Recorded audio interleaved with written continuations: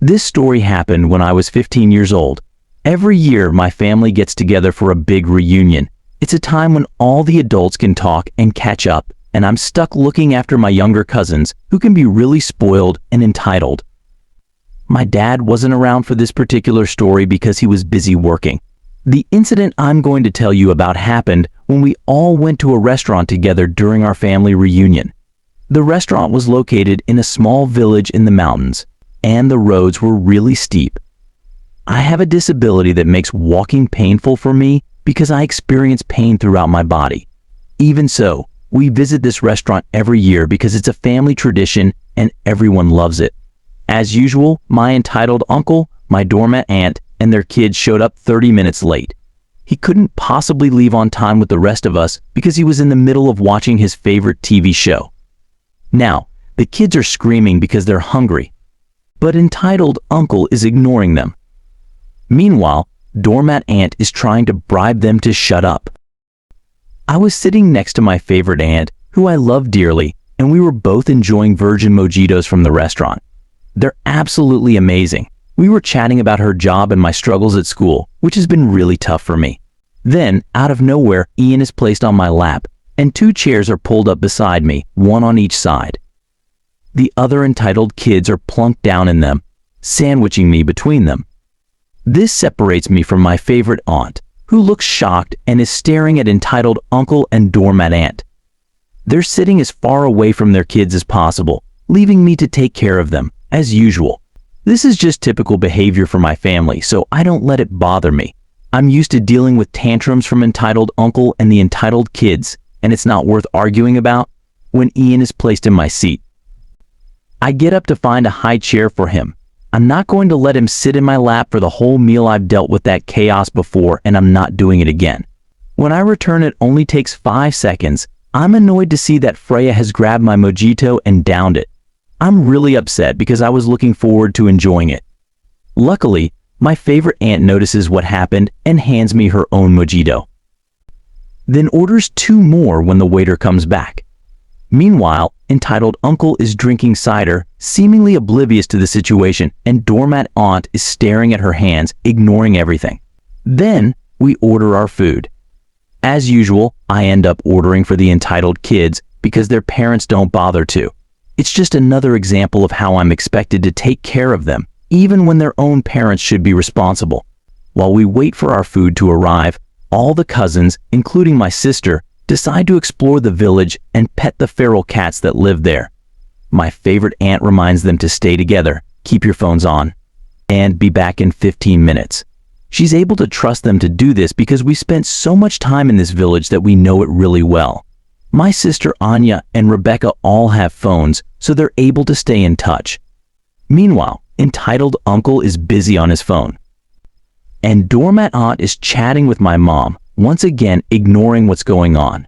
I choose to stay seated and wait for dinner to arrive because my disability makes it difficult for me to join in on the exploration. When 15 minutes pass and our food arrives, my favorite aunt and I start calling the cousins and my sister to remind them to come back for dinner. We try to reach them on their phones, but they're probably too caught up in their adventure to notice. My favorite aunt and I exchange a knowing look, wondering where they might be and hoping they'll show up soon. After 5 more minutes pass and we still can't reach the kids, my favorite aunt turns to entitled uncle and doormat aunt, who are still engrossed in their phones, and informs them that the kids haven't returned. At this point, both my favorite aunt and I are starting to get worried because this isn't like them to ignore our calls and be late for dinner. It's unusual and concerning. But entitled uncle's response is dismissive, so go look for them. My favorite aunt and mom are shocked, exchanging disbelieving glances. My mom starts to speak up. You know that they can't do that, but I interrupt her, determined to help find our missing family members. Despite my disability making it difficult for me to walk on steep surfaces, I'm willing to push through and assist in the search.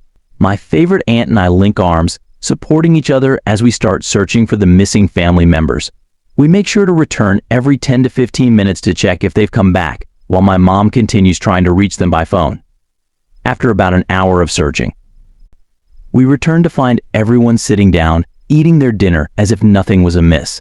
It's a relief to see that they're safe, but also frustrating that they didn't bother to let us know they were back.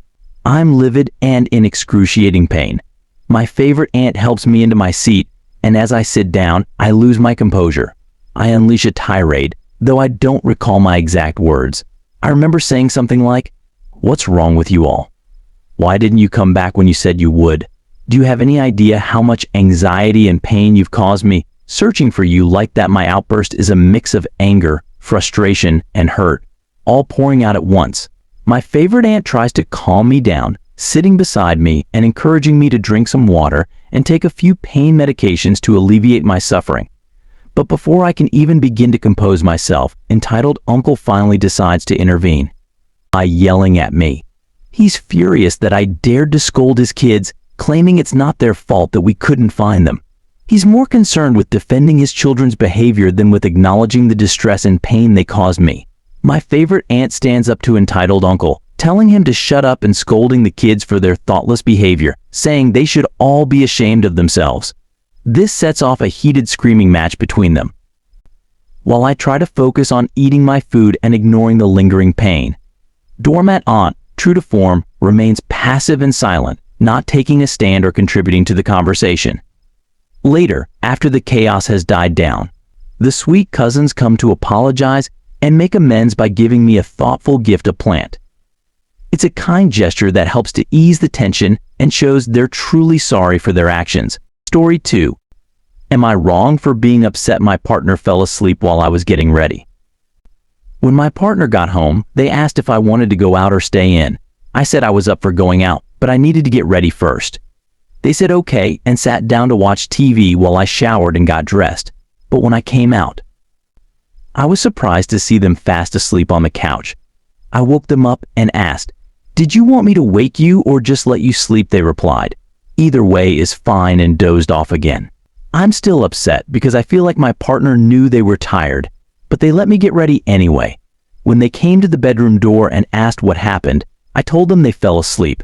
They just shrugged it off, saying, "Yeah, because you were getting ready." I repeated myself, and again they said either one. Now they're mad that I'm upset. I'm confused. Do they even want to go out or not? They're not answering my questions. Am I overreacting? Does this happen to others too? I don't think I took that long to get ready, only about 40 minutes.